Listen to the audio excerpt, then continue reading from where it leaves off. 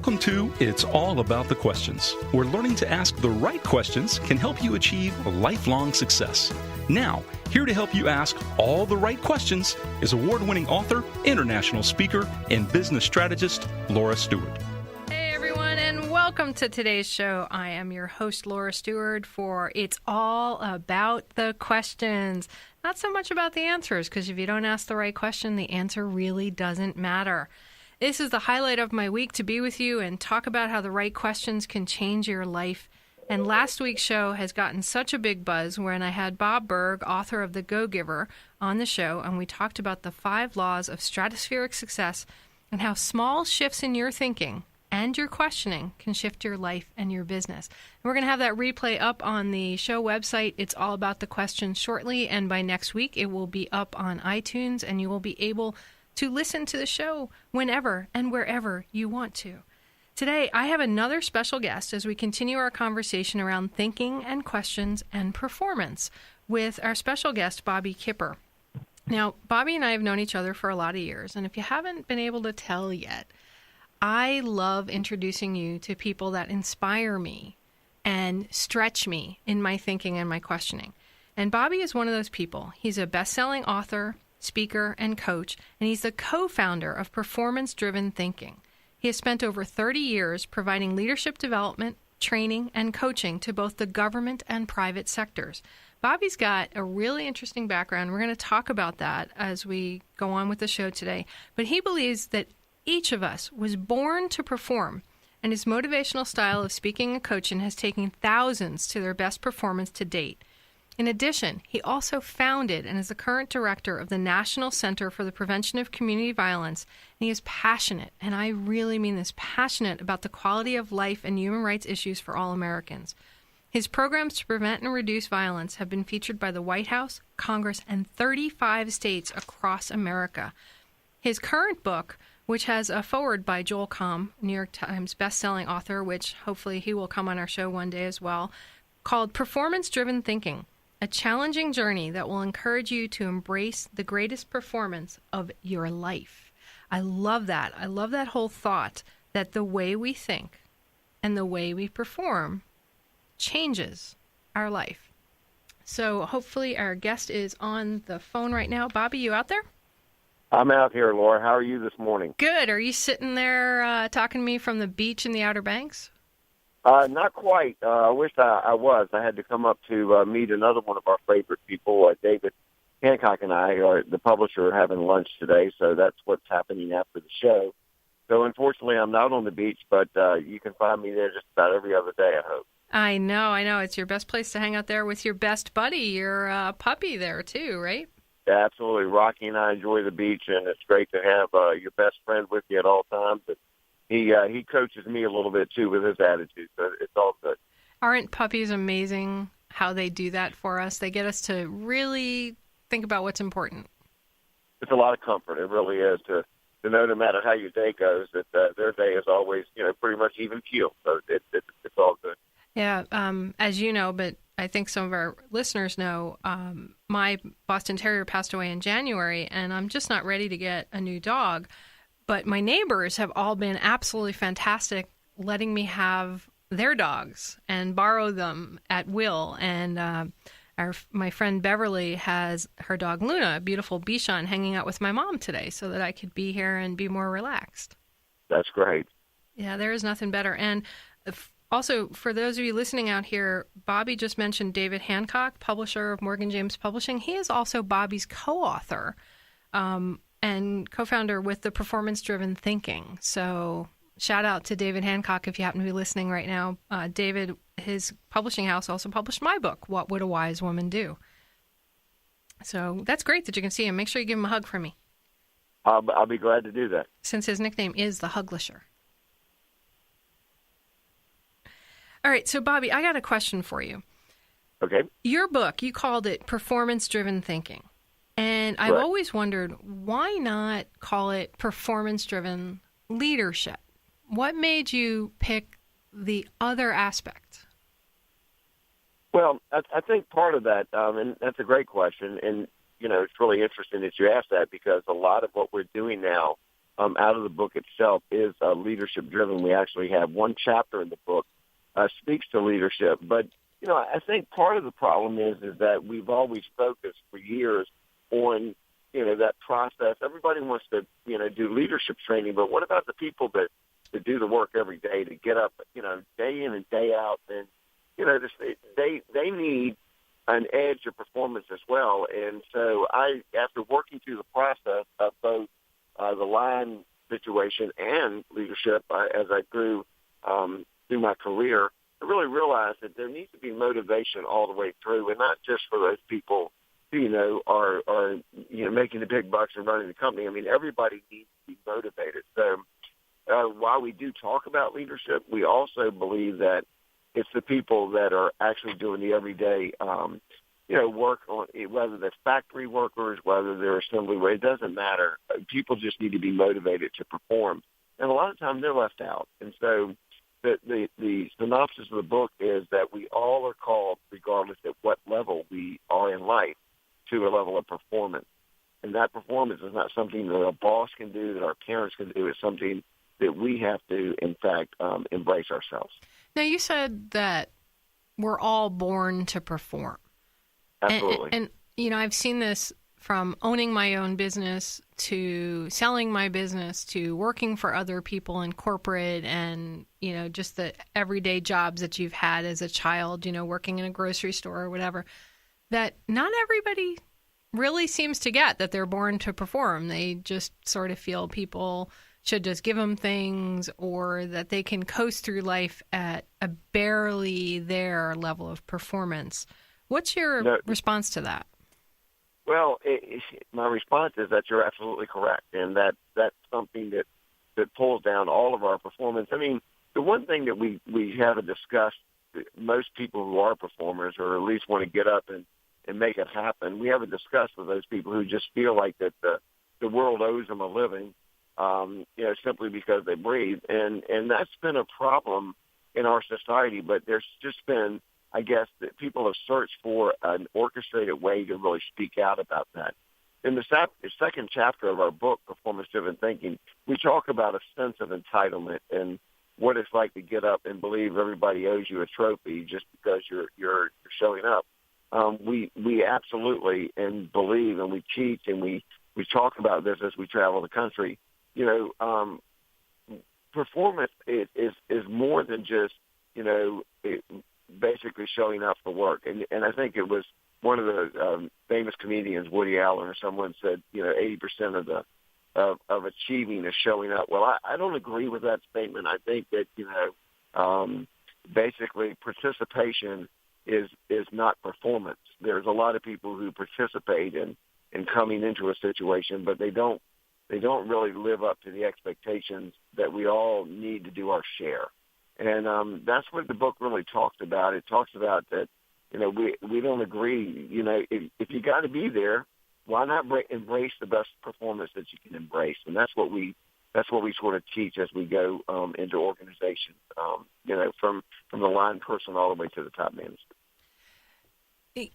So what makes you the perfect person to talk about performance-driven thinking? Well, I think there are several things, and I don't know, and we're great friends. I don't know that perfect is the right description. I think you are, but I'm a little biased there. I have the highest respect for you. Also, I really think that my life has been. I spent some years in the government service. I was actually in local law enforcement, and I've sort of learned that no matter how hard I work, that everybody is going to get the same percentage in their paycheck of an increase. And so, you'd go to work and they would assign you cases, or you would be, out on patrol somewhere, and you realize that certain people were getting all the calls or were handling most of the things that were happening in the community, while other people were sort of hiding or skating or just, collecting a paycheck. And I didn't really like that system. I graduated from that system. I retired from that system in my first career. But something about that really was defining for me to not be very productive. When everybody is treated the same, everybody gets the same thing, no matter how hard or what kind of effort that they give, And it really was brought out to me when my son was actually about 9 or 10 years old. I'm a real sports guy, as you well know. I've been involved in sports, and I've coached in active sports, even at the college prep level for years.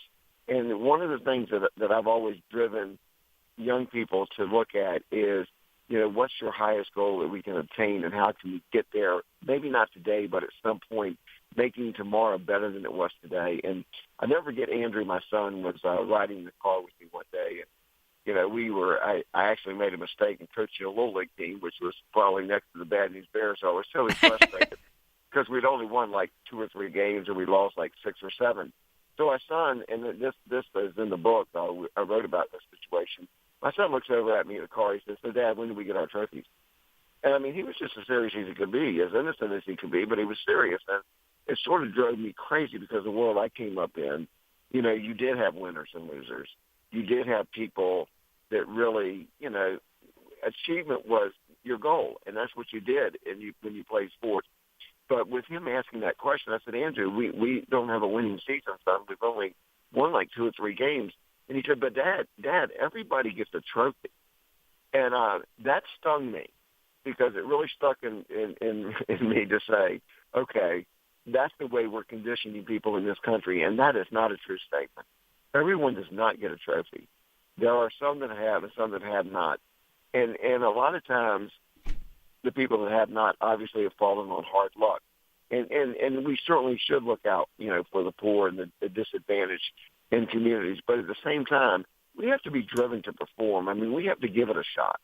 And so I believe that with my background in working at local, state, and doing some federal government work, and also my coaching background from athletics, just put me in a position to say, what is this? Why can't people grasp this? And so that's when I decided I want to write this book. And so I'm real happy that it's out and that we're able to talk about it.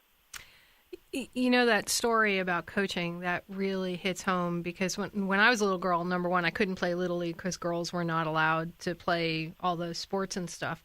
But the few things that I did, there was definitely that whole aspect of you didn't get a trophy unless you were first, second, or third. Nothing else happened from there. You didn't go out for pizza. You didn't go out for all those things unless your team won. That was the recognition of winning. So when we come back from this next commercial break, Bobby, I want to talk some more about performance-driven thinking and how we can become performance-driven thinkers. We'll be right back. You've been listening to It's All About the Questions, starring Laura Stewart.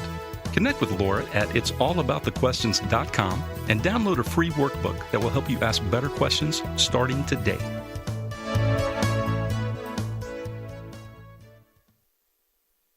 Hi, I'm Kim Gibson with RE/MAX Crown. Would you like to see a sold sign in your front yard?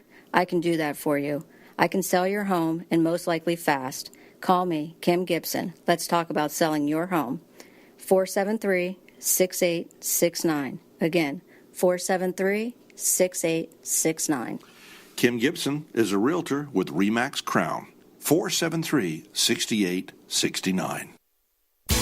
If you have varicose or spider veins, call Dr. Ramdev. Dr. Ramdev is Harvard-trained and board-certified in vascular surgery and specializes in new, less invasive leg vein treatments.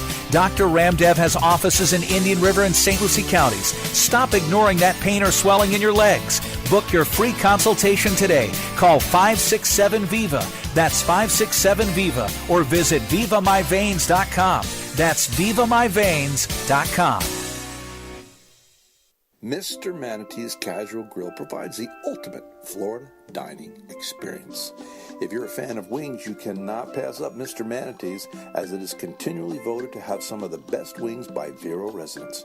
New to Mr. Manatee's are the 32-ounce rum buckets, which are filled with special rum concoctions, only $10. Located on Royal Palm Point, Mr. Manatee's provides the ultimate location for a casual dining experience. There are specials available every night of the week, including $5 burger night on Monday, unlimited fried shrimp on Friday for just $15.99, and kids eat free on Sunday with the purchase of an adult entree. Mr. Manatee's has just added delicious corn fritters and lobster bisques to the menu. Both appetizers will really kick your taste buds into overdrive. Located on Royal Palm Point, just down the street from Studio 95, Mr. Manatees provides the ultimate location for a casual dining experience.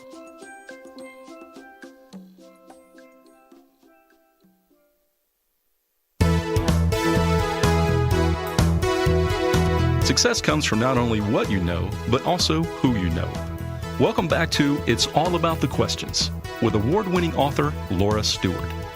Hey everyone, welcome back. We are talking to author, coach, mentor, speaker, and co-founder of Performance Driven Thinking, Bobby Kipper. And before the break, we were talking about the whole idea of does everybody deserve a trophy, and that people are really born to perform. So, Bobby, I want to ask you about something that's really been trending in the news, New York Times, Washington Post, about Dan Price, the CEO of Gravity Payments. He took a pay cut from $1 million down to $70,000 and has dedicated and put out there that he is going to, in order to protect employees' well-being, and he feels that CEO salaries have gotten completely skewed, so he's going down to $70,000 a year and is going to bring every employee that works for him up to a minimum salary of $70,000 a year. What's your thinking on that? I think it's awesome. I mean, again, one of the things that we talk about in the book, and I talk about a lot, is that, we have been on sort of, automatic pilot when it comes to some of our management principles in this country. And part of it is that I always teach people in our seminars that we do that, if we can get to a couple of issues. Number one is that we have to get out of the mindset of management and get back to the mindset of leadership. You manage systems. I mean, you manage, payroll. You manage timesheets. You manage those type of reports. But you have to have a leadership principle when it comes to driving people to the next level. I can't think of a better example of a CEO that's driving the train to making everyone reach out and give it their best shot than to really say, look, this is not about me. This is about motivating others to do the best they can in their performance. I think that's a lost commodity in the workplace today. I think when we advance people into mid-management and upper management positions and they start thinking that it's all about them and not when you take the role to basically be responsible for other people's performance, we have to pay attention to that. And I really think that I'm really excited about what we do in our process because we love the leadership and the mid-management training process because what we say to people is when you took that position, it's no longer about just your performance, but it's also about you motivating others to reach a level that they're not at. And if you're not mentally, emotionally and physically sort of prepared to do that, then maybe you're not sort of fit to call yourself a leader. And I think that we make a mistake because we just put people in those positions and they become, somewhat a little self-centered about what their wishes are. Here's a CEO that says, this is not about me. This is about really motivating the people that are around me to be better people and to be better performers. With my thinking, we've known each other a long while. I love that. I just love it because it just basically is the optional leadership process. So you don't, because I go both ways on it, right? When I first read it, I'm like, yay, good for him to recognize that the people that are driving the revenue deserve to be compensated for it. And then at the same time, I'm going, does everybody inside that organization deserve a $70,000 salary? Taking it from having owned and run a business, there were, I wanted to compensate everybody fairly for the work they were doing, and I compensated myself, very similar. And if the revenue wasn't there, I paid everybody else before I paid myself, because that sometimes happens when you're growing and building a business. But does it set it up so that every single person in an organization should be at the same salary? Well, I think, again, if this is a pattern of how he's going to run the business, that everybody's going to be paid $70,000 across the board and we're not going to have a proper evaluation system, then I would agree with your thinking. I'm a real proponent of quarterly evaluation systems, and we try to help business and corporations set up quarterly evaluations. We call it the 4-quarter evaluation and coaching program, which performance is sort of written into the byproduct of the 4-quarter evaluation. I mean, I don't know what it's like to walk out of the locker room and coach my team in the third quarter. So I don't think it's fair for employees not to be properly evaluated and communicated with about their level of performance. I think we need to do more of that. So I agree with you. I'm not a fan of just blanket everybody making the same money, but at the same time, when you have an organization that's sort of fledgling, and you have a guy that says, "Hey, I need to put some energy into this," I think as long as people don't stay at that salary level, regardless of whether they don't show up to work or regardless of whether they're poor performers, I think is a great way to get the initiative started. I would be eager to find out what the report looks like in about a year from now and how employees are performing at that level. It sounds like an interesting follow-up article for all of the newspapers. It really does. All right, so we have a couple of minutes until we go into the news break. And there's something that you talk about in the book that I really, really find fascinating. And it's the fact that you can have performance-driven thinking both in your personal life and in your business life. That's correct. I'm a believer that you just don't perform on one side of the field. You have to perform on both sides of the field. Yes.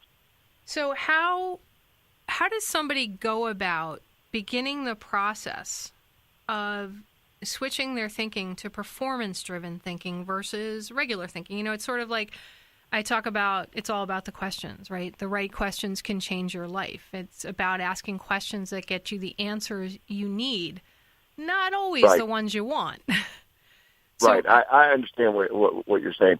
I think the first thing, and I know we're getting ready for a break, but I think the first thing that we all have to understand, and one of the first things that I say when I'm talking, either in keynote addresses or in our day seminars, it's the fact that if you don't understand anything that I'm going to say today in this interview or furthermore from the rest of the time that we're speaking together, just understand the following statement. Your performance is not an option. You see, what we have sort of been on this gravy train to think, okay, well, if I feel good, I'll do it. If I don't feel good, I'm going to work and I just won't do anything today. I mean, the bottom line is that if we are in athletics and our teams perform that way, we're going to get crushed. And so I believe that there's a personal drive thinking that has to be established. When we come back from the break, we can share what the definition of performance-driven thinking is. But I think it starts with realizing that, your performance is not an option. The question of your level of performance is a question. It's a personal question that each of us has to deal with every day. But let's face it, I mean, whether you're going to perform or not, that's not the option. The option is that you're either going to perform well, you're going to perform, average, or you're just going to be slack in your performance. So, I mean, it's almost like, okay, if you're going to show up and put the uniform on, if you're going to show up to work, if you're going to get out of bed in the morning, why not make it count? I mean, think about the advantage of what happens if you change that attitude to really nobody does owe you anything. It's not about you. It's about what you give and what you put out in your life. And so I think the book is very clear about that. And so I think that the way I would start that is that, performance is absolutely not an option. And that's the start of understanding how to be a performance-driven thinker. You don't question performance. You question your level. Bo Easton tells a story about Jerry Rice when Bo showed up to football camp and they're all throwing balls and people are running. And Jerry Rice, every single time he caught the ball, he ran into the end zone. All the other guys would catch the ball and stop. But Jerry Rice just kept running it full out, flat out into the end zone. And he asked him afterwards, why do you do that? He goes, that's my job. That's what I do. So I'm programming myself that every single time I catch that ball, I'm taking it to the end zone. And look at Jerry Rice's record. That's a true performance-driven thinker as well as just a performance-driven person. So if we could do that in every aspect of our life. Everyone, welcome back. We've been having such a great conversation with my guest, Bobby Kipper, today on It's All About the Questions. Don't forget to go to it'sallaboutthequestions.com and you can download free resources to help you ask better questions. You can also join me on social media. I'm all over social media, Facebook, Twitter, Pinterest, and, of course, LinkedIn, one of the best business strategy places you can go to. And if you want to talk with me one-on-one, or you need a speaker for your event, or you need some coaching for your business, you can also reach out to me on it'sallaboutthequestions.com. I look forward to talking to you, and I love all the tweets and the conversation we've all been having on social media around this show, so keep it up. I love it. And starting next week, you'll also be able to catch the show on iTunes. Looking forward to joining you all there on It's All About the Questions. So, Bobby, before the break, we were talking about Dan Price, the CEO of Gravity Payments, and you raised something that I think is worth looking into some more. You talked about quarterly performance reviews in businesses. And it's something when I worked corporate and even when I owned my business, it wasn't something that was done structured enough. I was fortunate that I had some bosses that did do them, and I thought it was a really invaluable process. Let's elaborate on exactly what you're talking about by performance reviews to help somebody become better performers, and your thoughts on how that can actually be done in your personal life as well.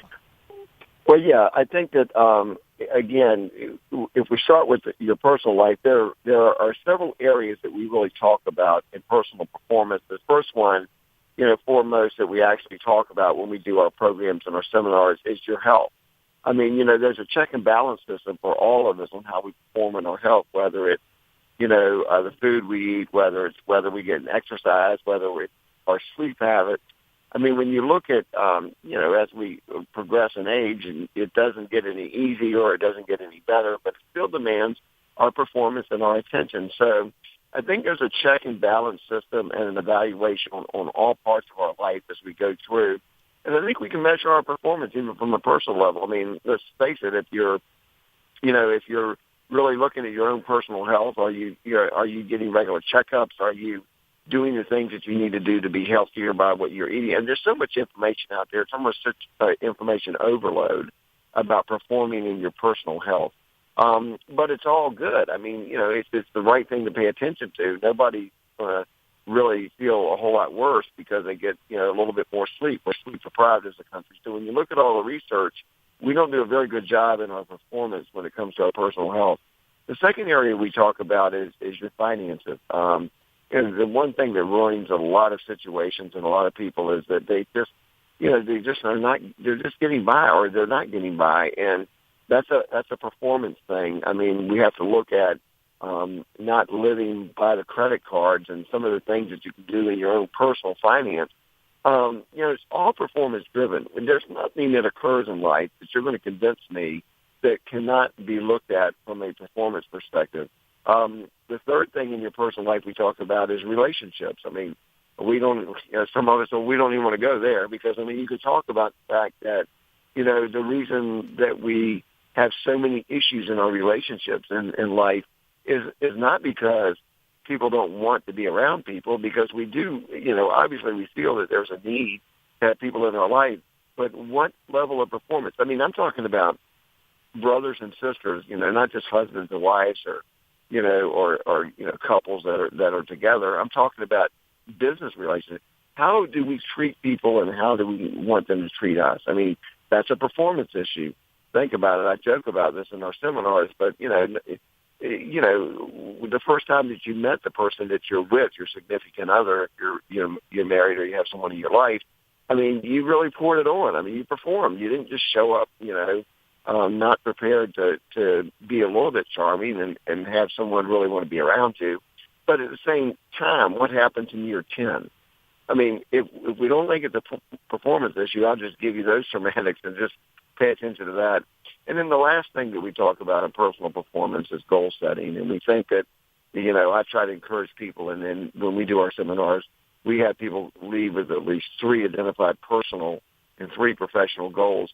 But we go one step further. We ask people to put an action step beside each one of those goals because, the people, they want certain things, but do they have the will to reach out and to get those things? So all of it is performance driven. Your personal life, your professional life, far as the evaluations are concerned, I'm just a real stickler that if you only talk to your employees one time a year in month 11, the 11th month and the 25th day about how they're doing on their job, I mean, that's really almost an indictment on a leadership process. You've got to work with people. I mean, why wait till it's time to evaluate them to tell them that they're not meeting standards? Again, all you got to do is look at the world of athletics. If we coached that way in the world of athletics, we would definitely have mounting losing seasons because we would never be telling people what they need to do to get better. We tell people what they need to do to get better in the sports world, but why don't we do it in business? I don't understand that. I think part of it is that people feel like, inhibited about, holding people accountable. And that's part of our society that's got to really take a hard look. And I have a formula that I share in our workshops, and it's called the EAC system. And it's based on, each employee and each individual that's in an organization. Number one, we have expectations of people. We expect our people to do great things, and we are there to coach them so that they can do great things. Number two, we have an accountability system. There are people that have bad days, and there's sometimes, you drop the ball. But we want to make sure that's not a consistent issue with people. And then consequences. I mean, I think consequences are very important, both positive and sometimes negative consequences. So, one of the things I think is a cornerstone in business is that expectations, accountability, and consequences. And I think that's teaching true leadership, too. So I think all of it is a measurement of where we're at as people. And I don't think we can just dismiss the fact that, okay, your personal life does impact your job. We have to really realize that it does. And I've worked for bosses who walked by and said, I really don't care what you do in your personal life. Or I really don't care, what's going on with you personally. Really? Do you really feel that way? Then maybe you're not cut out for your position. Because when I coach people just like you, Laura, when you coach people, we care about them, 24/7. We care about the decisions they're making because if no one else will say it, I'll say it clearly. Those decisions clearly impact performance. We all know that, but somebody's got to say it. So, well, you talk about expectations, accountability, and consequences, and that just brings up so many questions in my mind. Expectations. Not only are we letting others know what our expectations of their performance, but also understanding where our expectations come from. It's one of the free resources I have on the website that people can get to is you talk about goal setting. I like to understand where that goal comes from because that sets up your expectations. Sure. And what if that goal's not your own goal for you, but you think you have to live that for somebody else, and it might not align with truly who you are? And then how are you ever going to achieve your highest level of performance? Well, I think you're right on. I mean, one of the things that's very interesting, you just made a comment that I grab a hold of when I talk about this, and that is that all along the line, that from the day you were born till the day you actually make your really own decisions or even work for yourself, which is a whole different avenue, and that's why there are more and more people who are choosing to work for themselves because then they have to really believe that, okay, it's on their shoulders and they have to set their own personal goals. But let's take a journey through our lives and understand that from the time we're born, I mean, what's the first thing that we get excited about? We get excited about the first steps you take. I mean, and we all applaud that. I mean, we're all excited about the fact that, okay, Laura, is walking and everybody knows about it in family and we're shouting it and we're calling everybody. And then the first words you spoke, think about that. The first time that you spoke, everybody was so excited about that. And again, these are things that we applaud people and we applaud them in this process. So the first time that you went to first grade, they couldn't take enough pictures, people standing with their lunchbox by the tree. I mean, it was all attention-bearing. We paid a lot of attention to your performance. But you're right. You were performing up to someone else's expectations. We wanted you to walk. We wanted you to talk. In school, we wanted you to pass. We wanted you to get good grades. It was all measured in a system of where your performance was set out in front of you, and we said, these are the things that you have to do to achieve and be called a good performer. But what happens when that ceases? What happens when the applause is weaker? What happens when we don't buy in? As you said, we don't buy into the goals of the company. Well, then it really impacts our performance. And then we have to ask ourselves a question. Is that really where we want to be? Because if we're not really to work for the goals that the company set out for us, then we have to take a look at what our world is going to look like. That brings about a lot of anxiety, a lot of issues, a lot of people being dissatisfied, and a lot of morale issues in organizations. So one of the things that we try to talk about in performance is everybody sort of being on that same sheet of music in the organization, and communicating what it is we want people to do. I think a lot of people go to work every day, and they don't really know what's expected of them. You know, they just show up, and they're there, and what does it take to get a great score on an evaluation? Are we talking to our people about that? Are we coaching them to that great score? These are all super questions in business that we could spend the rest of the day talking about, but they do have impact. Yeah, and the whole idea of accountability and consequences is so critical, not only in business but in life, understanding that every action has some sort of reaction to it. Absolutely. And again, one of the things that we have to really emphasize is that, when the minute we say consequences, somebody thinks somebody's going to get whipped out and people are going to get punished. But the consequences can be both positive and negative. And one of the things in society that we're going to have to go into that a little bit more after the next commercial break. We'll be right back with Bobby Kipper talking about consequences. Success comes from not only what you know, but also who you know. Welcome back to It's All About the Questions with award-winning author Laura Stewart. The last commercial talked about changing latitude and changing attitude, and today we are with Bobby Kipper talking about performance-driven thinking, and really it is all about attitude. Bobby, before the break, we were talking about expectations, accountability, and consequences, and you had said that as soon as somebody hears the word consequences, they immediately think, oh my God, it's going to be a bad thing. But there's a lot more to it than just a negative connotation. I really think it's critical to the whole performance-driven thinking idea that you understand that how you perform determines the outcomes.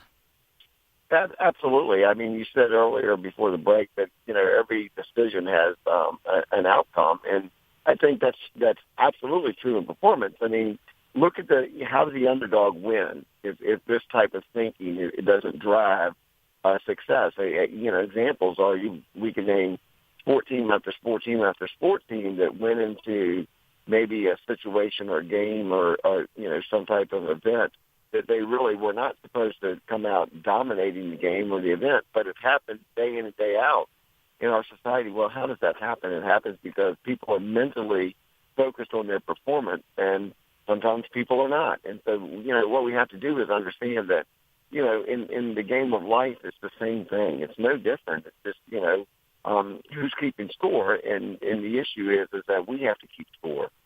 We can't look at a scoreboard every day we get up and say, okay, we won today. We did well today. We have to be able to internalize how we're doing in our performance. Because, you can't expect, I tell young people all the time, I speak to a lot of youth groups, and I say to them, what you need to understand is the older you get, the weaker the applause. You have to measure your performance by that internal drive. I just think that's really critical, as you've mentioned it today, that we have that thermometer in each one of us about where we're at in our personal, professional performance. All right, so when we look at things, right, the wins and all of that, I know I do this myself. I tend to look at the big wins and sometimes forget the small wins. But when you're trying to shift your performance, I've always found, and I've really focused on it a lot more since your book came out, the whole concept of small wins. I love that concept, Laura. I'm a real believer in that, and I think that you can't. I remember taking it's written in the book. There's a lot of examples, but I was called to a college prep school to take over a basketball team, and the kids were just despondent. And I realized they hadn't won a basketball game in 3 years. I thought, well, I'm either probably not the brightest guy on the block or, I love challenges. But, I was able to talk with those kids and find out where their minds were. I mean, it wasn't the fact that they didn't have ability. They had ability. You could just see them on the basketball floor and know that they could score, they could do the things that they needed to do. But they were set in a pattern of defeat. They knew that they were not going to, no matter what they did, they felt like that they would not come out successful. And, at the end of the first practice, I had to tell them, I don't accept that type of thing. That's not where I come from. It's not who I am as a person, and I'm not going to be responsible for a group that really thinks that way. We're going to change the way we think. When we change the way we think, good things will happen. Well, that team ended up to be 9-3 that season. They won 9 games and lost 3 the season that we took over. It wasn't because I'm such a great coach. It's because you had to change the attitude of people to win. They already had what they needed to have talent. Well, that's the sign of the best coach. That have talent. That's the sign of an amazing coach, though, Bobby. You shifted them. It's all about the small wins. I mean, I told that team, we're not going to maybe win a championship, but we're not going to lose, 14 games this year.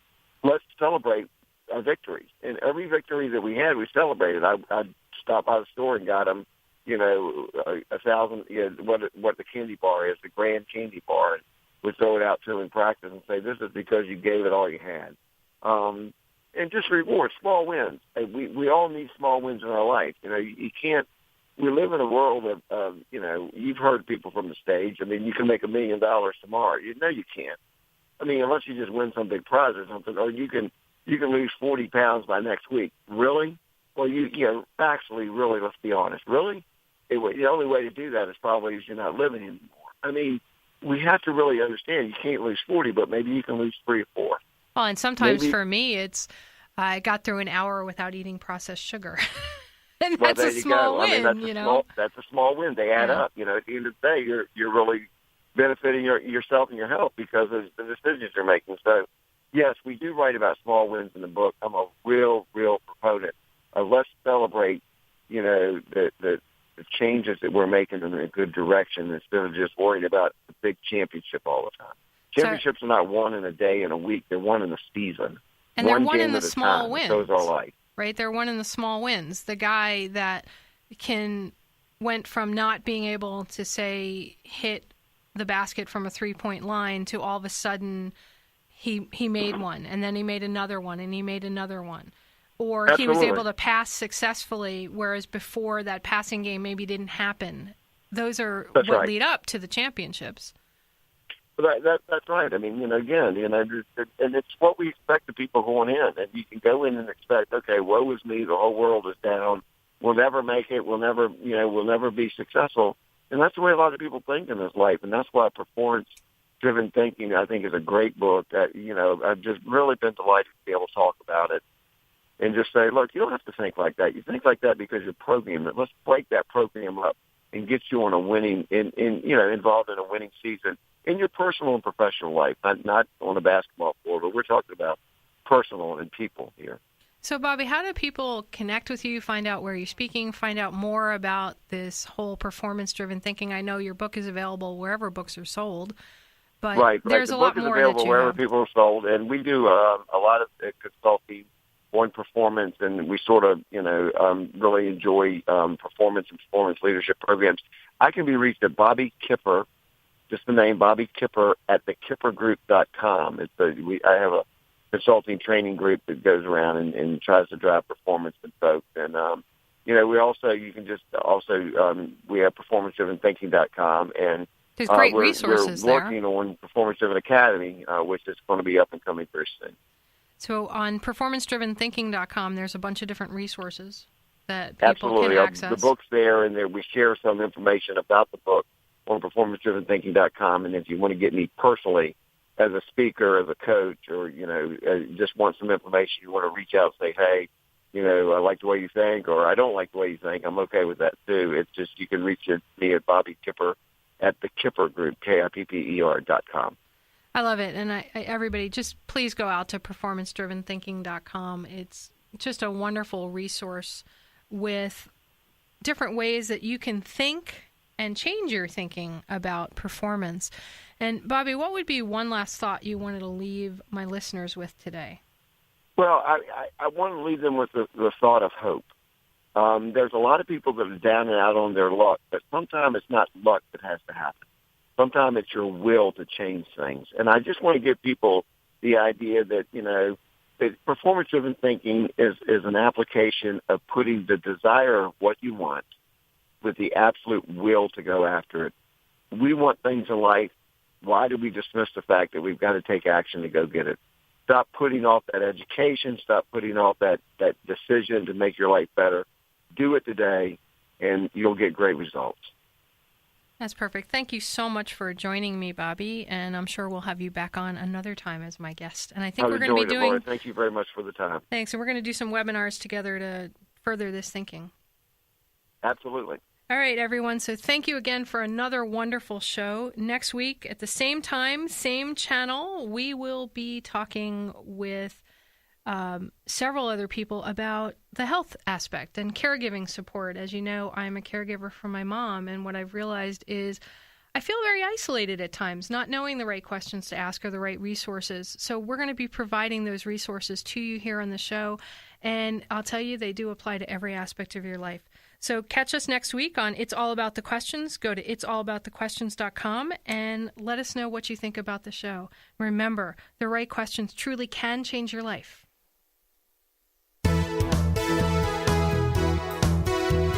You've been listening to It's All About the Questions, starring Laura Stewart. Connect with Laura at it'sallaboutthequestions.com and download a free workbook that will help you ask better questions starting today.